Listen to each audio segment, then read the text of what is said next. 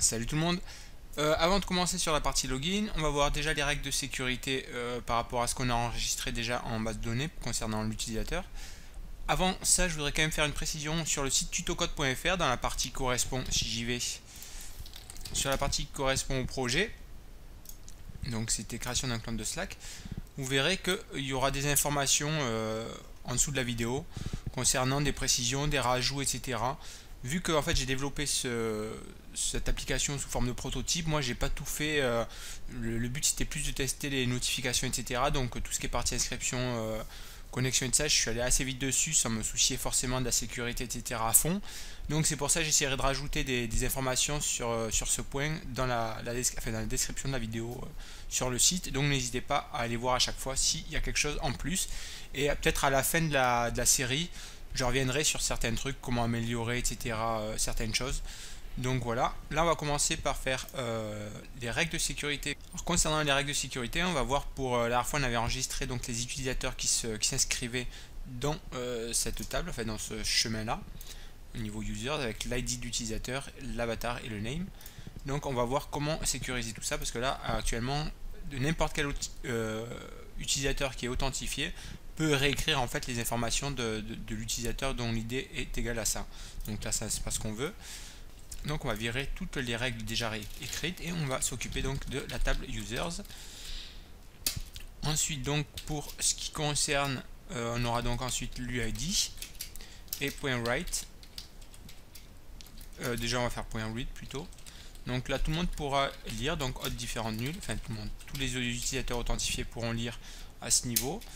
Et .write, on va dire que l'autre différent de nul, ça change pas. Et également on veut que lot.uid, lot c'est une variable qui nous est fournie par Firebase pour ces règles, soit égal à cette variable ici, soit égal donc à $UID.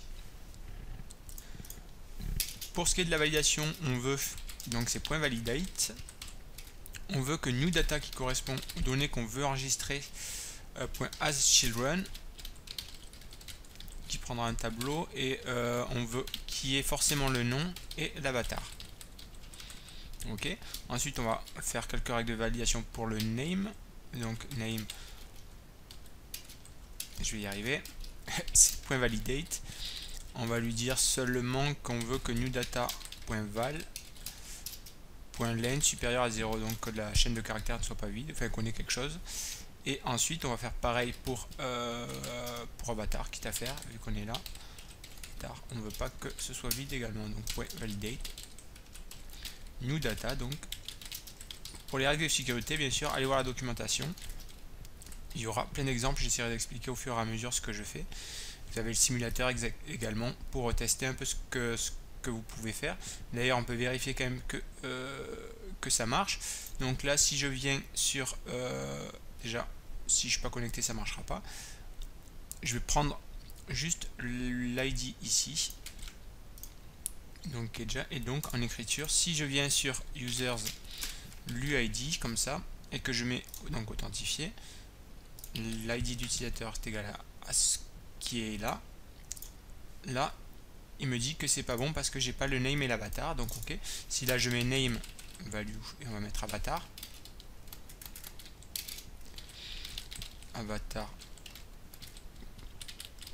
là ça devrait être bon, il devrait me valider les règles.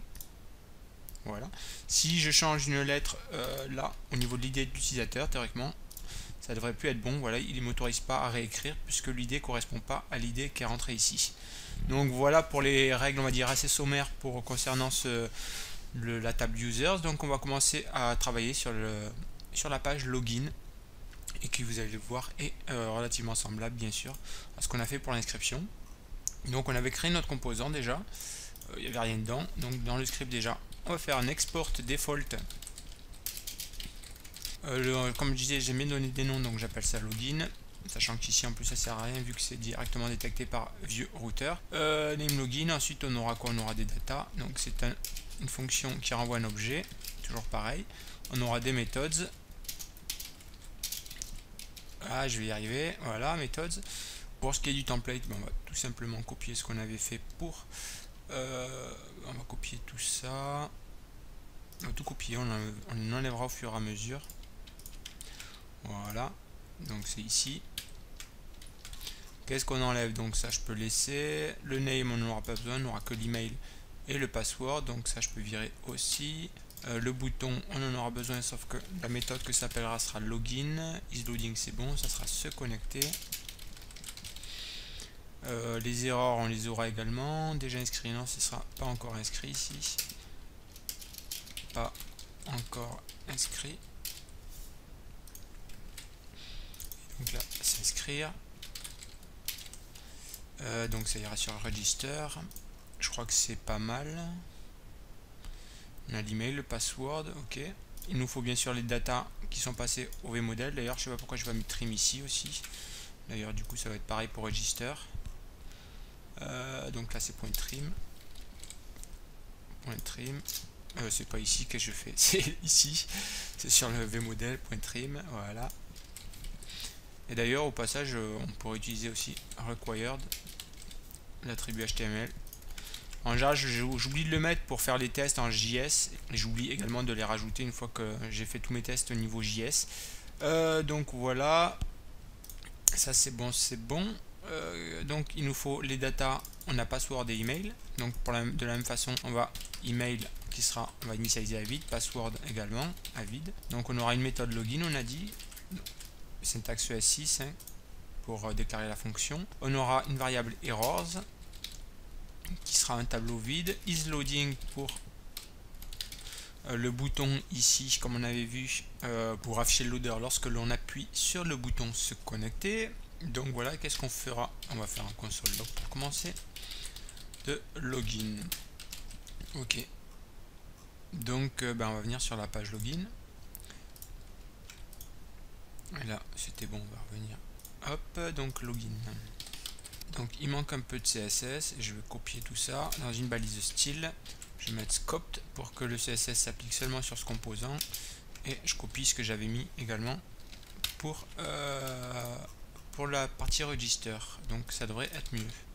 Voilà, donc on a bien ce qu'on veut, ça me semble bien. Et puis il n'y a plus qu'à faire la logique maintenant. Et au passage, je mets aussi required ici. Non, je le mettrai après, on va juste faire une petite validation également. Encore une fois, je vous précise, j'en ai déjà parlé, il y a plusieurs validateurs. vValidate, je crois, et je sais plus où, validation Vue.js. Peut-être que justement, comme je parlais de la vidéo que je ferai peut-être après, peut-être je remplacerai un peu tout ce que j'ai fait pour avoir un truc un peu plus solide. Et donc vous avez, comme vous voyez, vValidate, vValidator. Je sais pas exactement. vValidate, je l'avais essayé, c'était vraiment sympa, ça correspond à la syntaxe de Laravel en plus, qui marche vraiment bien en plus, donc à voir. Et sinon celui-là je l'ai pas utilisé, donc je sais pas exactement ce qu'il vaut. Mais non, pas celui-là, vValidator, je sais pas exactement ce qu'il vaut. Mais bon, comme je vous disais, peut-être que je ferai une vidéo à la fin de la série sur certains sujets qui n'ont pas été vus en profondeur, etc. Donc voilà, là on va essayer quand même d'avancer un petit peu. Donc pour la logique, comme je disais, de la validation, on va juste faire isFormValid.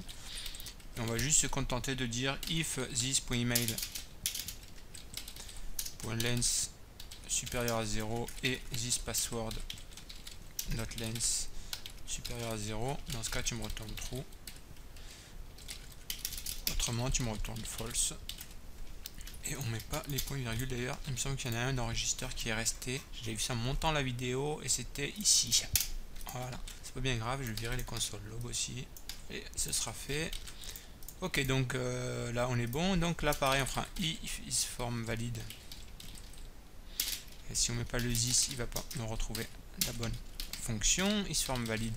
Dans ce cas, tu me feras quoi? Et bien, on va récupérer Firebase. Firebase, je l'avais déclaré en variable globale ici, donc je peux le récupérer sans l'importer en haut. Si vous voulez pas faire comme ça, il vous suffit de faire un import en haut, Firebase, from Firebase, etc. Voilà. Ok, ça c'est bon. Donc moi j'utilise directement comme ça. Donc ce qu'on va faire, c'est qu'on va récupérer, déjà on peut dire que isLoading est égal à true pour avoir le loader qui s'affiche, donc est égal à true. Est égal à true. Et donc ensuite on récupère de nouveau notre objet hot et on va faire un sign in with email and password. On passe donc l'email, le password Et ensuite ça nous renvoie une promesse, donc on va faire un then qui nous renvoie l'user. Et à partir de là, qu'est-ce qu'on veut? Déjà on va capturer également l'erreur, donc catch l'erreur. D'ailleurs commencer par ça, on fera un this.errors.push. De toute façon c'est assez simple à ce qu'on a fait dans la partie register. Message et this.loading est égal à false pour enlever le loader du bouton. Et si c'est bon, par contre, on peut quand même effacer. Non, ça sert à rien vu qu'on va faire une redirection. Ce qu'on utilisera, c'est qu'on va dispatch l'utilisateur ici dans notre store qu'on avait créé dans la partie précédente. Donc on va juste faire un this.$store.dispatch. La méthode c'était setUsers, notre action setUser, et on passe l'utilisateur. Et ensuite j'ai juste à récupérer mon routeur pour lui dire bah, si c'est bon, tu me renvoies sur la page de chat qui est juste ça. Et honnêtement c'est tout avec la partie login. On va quand même tester tout ça. Donc je reviens sur ma partie login. Il y a des erreurs. As error is not defined. En effet, c'était une méthode computed qu'on utilisait juste pour vérifier si notre tableau d'errors était bon ou pas. Donc je vais la copier directement. D'ailleurs je vais la prendre vu que j'ai pas déclaré de property computed. On va le coller ici. Voilà. Donc as error, ça devrait être bon. Et voilà. Normalement j'aurais pu avoir d'erreur. Ok, c'est bon. Donc je vais d'abord tester avec une adresse mail pas valide. Et je m'en fous du mot de passe également. Là il me renvoie ça. Et pourquoi par contre le loader s'affiche encore? C'est pas normal. Parce que c'est pas loading, c'est is loading. Voilà. Donc je réessaye. Voilà, c'est bon, le loader s'est barré. Et si je me connecte correctement maintenant, test.fr. Non, je vais essayer avec mon mot de passe. The password is invalid. Et d'ailleurs, il m'a gardé l'autre erreur parce que j'ai pas réinitialisé. Donc lorsque je me connecte et je veux réinitialiser à chaque fois, .errors est égal à un tableau vide. Ok. On va recommencer. Donc test, l'adresse email sera bonne et le mot de passe sera mauvais. The password is invalid ou l'utilisateur n'a pas de password. Ok. Et maintenant je vais essayer avec des bons paramètres maintenant. Mot de passe. Par contre je vais venir sur l'onglet vue. Comme ça on verra si ça dispatche bien mon action qui devrait être setUser, donc se connecter. Et vous voyez que ça dispatche bien l'action et donc mon utilisateur qui est ici le current user a bien pris les informations qu'il faut. Donc voilà, dans la prochaine partie on pourra directement attaquer ce qui concerne la partie chat, la partie sur laquelle je vais essayer de passer le plus de temps. C'est la partie qui m'intéresse le plus pour ce tuto, sachant que j'ai déjà parlé de l'authentification etc dans mon tuto sur Android. Donc on verra ça dans la prochaine vidéo. En attendant, moi je vous dis à plus, ciao, bye.